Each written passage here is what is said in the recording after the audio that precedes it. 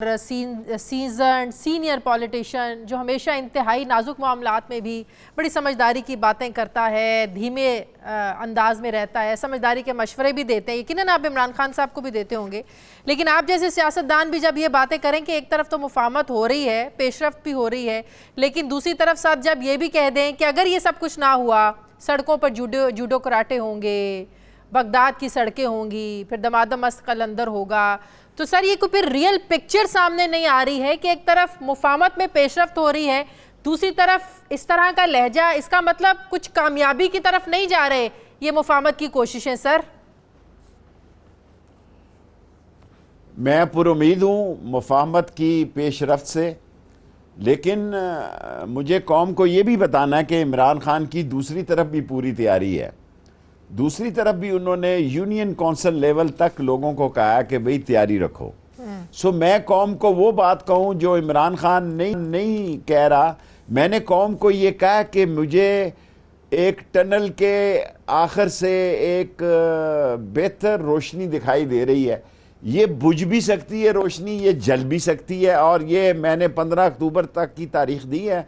इसमें फैसला हो जाएगा, और इसमें फैसला हो जाएगा कि बात मुफाहमत की तरफ जाती है या मज़ाहमत की तरफ जाती है। मैं जूडो कराटे ख़त्म कर देता हूँ। अल्लाह ने मेरे ज़हन में लफ्ज़ डाला है कि मुफाहमत या मज़ाहमत में से एक रास्ता जो है वो हो जाएगा, और मेरी दुआ है कि मुफाहमत का रास्ता हो। ये तो वही बात हुई ना जो मरीम नवाज कहती हैं। मरीम नवाज हमेशा कहती हैं मज़ाहमत होगी तो मुफाहमत होगी, तो मज़ाहमत की तरफ जाएंगे तो मुफाहमत होगी। शेख साहब वही बात है।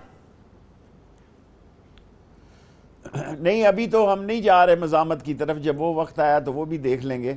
मैं आपको बिल्कुल कोर कमेटी के बाद की सूरत हाल के बाद इंटरव्यू दे रहा हूँ आपको, और मैं ये समझता हूँ कि बैलेंस है अभी, और बैलेंस में अभी सारी चीज़ें जो हैं वो तशना, क्या कहते हैं उर्दू का लफ्ज़ है, कि पूरी मुकम्मल सूरत हाल तस्वीर सामने नहीं आई। लेकिन इन 15 दिनों में मैं फिर भी कुशन रख रहा हूँ कि अगले 15 दिनों तक तो मैंने कुशन रखा है, वरना इसी 2 हफ्तों में सियासी ऊंट किस करवट में बैठेगा ये फैसला हो जाएगा। शेख साहब इसका मतलब आपको उम्मीद है, खान साहब को उतनी उम्मीद नहीं है कि पेशरफ्त हो सकती है? देखें, खान साहब ये बात नहीं कह सकते ना कि वो ज़रा, उनका बयानिया ज़रा बड़ा स्ट्रॉन्ग है, बड़ा हाई फ्लाई है, और उनके साथ आवाम का एक समंदर है। मैं तो एक सीट की सियासत करता हूँ, और मैं तो इनको समझाता हूँ कि भाई ये 70-72 वज़ीर बना दिए, आइनी तौर पर ये 49-50 से ज़्यादा नहीं बना सकते। अभी इंटरव्यू से पहले मैंने एक वकील से बात की है कि यार रिट तैयार कर, मैंने पेश होना है हाई कोर्ट के अंदर, कि ये एक तरफ सैलाब है, और ये जहाज़ में भी जाते हैं, तो बिलावल अलहदा जहाज़ में जाता है और शहबाज शरीफ अलहदा जहाज़ में जाते हैं। तुम इकट्ठे चले जाओ यार, खर्च बताओ, ये बचाओ, ये सैलाब फंड में दे दो। लेकिन ये सारी बातें इसलिए हो गई हैं कि गवर्नमेंट फेल हो गई है जी, इनकी छुट्टी हो गई है। वो लोग जो इनके साथ खड़े थे, जहां जहां भी खड़े थे, उनको ये बात दिन के उजाले की तरह दिखाई दे गई है कि इन तिलों में तेल नहीं है, इन घोड़ों पे काठी डालने का फायदा नहीं है, इनको स्टड में वापस भेजो। ये सारी बातें आप उस पस मंजर में कह रहे हैं क्या जो चर्चे हो रहे हैं एक बड़ी मुलाकात के, जनरल बाजवा की मुलाकात, इमरान खान साहब की मुलाकात, आपके इल्म में है कि ऐसी कोई मुलाकात हुई है ऐवान सदर में? शेख साहब देखें, अगर मेरे इल्म में हो भी तो मैं इतना बच्चा नहीं है कि आपके सामने ऐसा इतराफ़ करूँगा। मैं जो बात कह रहा हूँ उस अक्लमंद लोगों से मैं हमेशा मुखातिब होता हूँ, बेवकूफ़ों का मैं लीडर नहीं हूँ। उसके लिए सारा पाकिस्तान भरा हुआ है। मैंने पहला बयान आपको ये दिया कि मैं हाई कोर्ट में जा रहा हूँ, 50 से ज़्यादा वज़ीर नहीं हो सकते, ये 70 वज़ीर हैं, और पहली या दूसरी हेयरिंग में 20 वज़ीर, 21 वज़ीरों के पास कोई महकमा नहीं है। मैं 92 चैनल पे चैलेंज कर रहा हूँ, अगर आप कहें तो मैं 21 वज़ीरों के हाई कोर्ट में नाम भी पेश कर दूंगा कि जिनके पास कोई महकमा ही नहीं है, वैसे ही बस कंपनी की मशहूरी के लिए वज़ीर है, झंडा लगा है, और उनको ये नहीं पता कि इस झंडे के नीचे अवाम का एक डंडा भी है। मतलब कि सिर्फ प्रोटोकॉल एंजॉय कर रहे हैं। हाँ, कंपनी की मशहूरी में 80 भी है वहाँ। अच्छा, शेख साहब, जो इमरान खान साहब ने चंद रोज पहले कामरान खान साहब को इंटरव्यू में आर्मी चीफ की एक्सटेंशन जिस सेंस में वो बात कर रहे थे वो सबको समझ में तो आती है। वो कहते हैं कि तब तक इसको मौखर किया जाए जब तक नए इलेक्शन नहीं हो जाते, लेकिन मौजूदा हुकूमत तो इस मूड में नज़र नहीं आती है। ख्वाजा आसिफ साहब ने भी आज बात की, वो कहते हैं कि हमारे वज़ीर आज़म शहबाज शरीफ का ही इख्तियार है, नवंबर में ही होगी, हम ही करेंगे, क्यों हम आप लोगों की बात माने? क्या वजह है आप लोगों के मुतालिबात हम माने? जितना मर्जी आप प्रेशराइज कर ले, इंतखाबात अपने वक्त पे होंगे, तायनाती अहम जो तायनाती है आर्मी चीफ की नवंबर में, ये शहबाज शरीफ नहीं करनी है।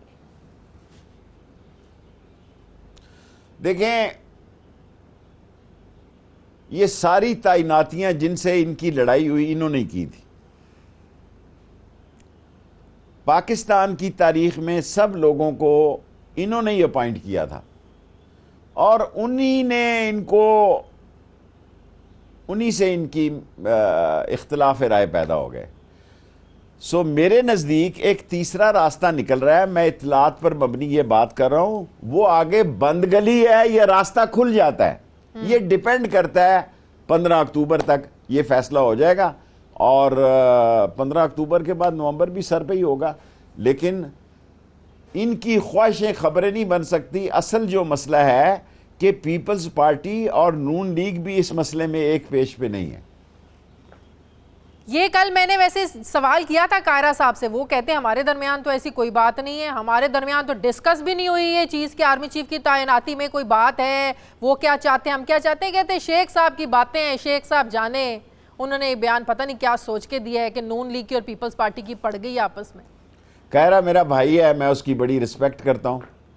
कायरा वो वाहिद आदमी है, ज़िंदगी में एक ही दफ़ा मैं आसफ जरदारी से मिला हूँ और मैंने उसे कहा, हालांकि राजा अशरफ साहब भी मेरे पिंडी के हैं, मैं पिंडी वाल हूँ और मेरे इलाके के हैं, और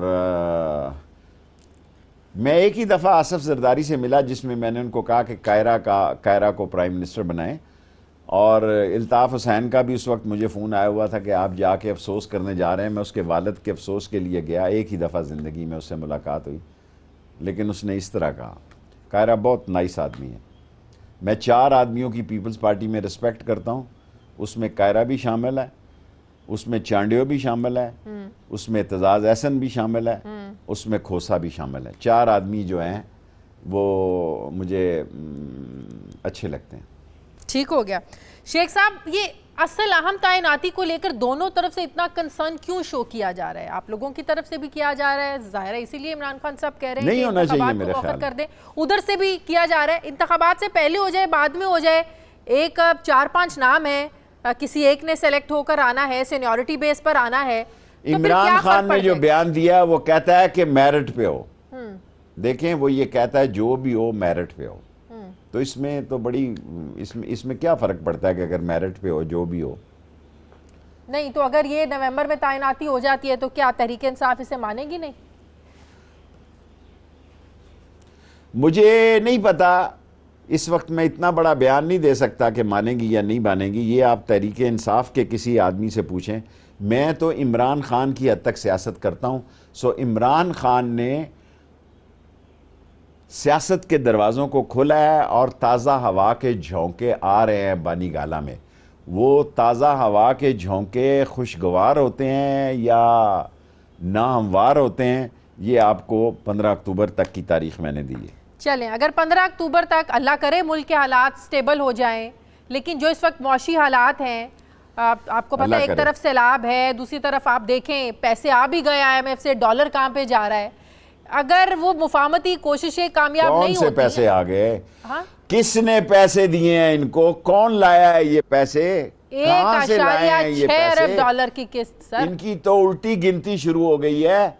मैंने अपनी जिंदगी में ऐसे हालात नहीं देखे कि मेरे हल्के में दही की दुकानों को भी लूटा जा रहा है। हाँ हाँ हाँ।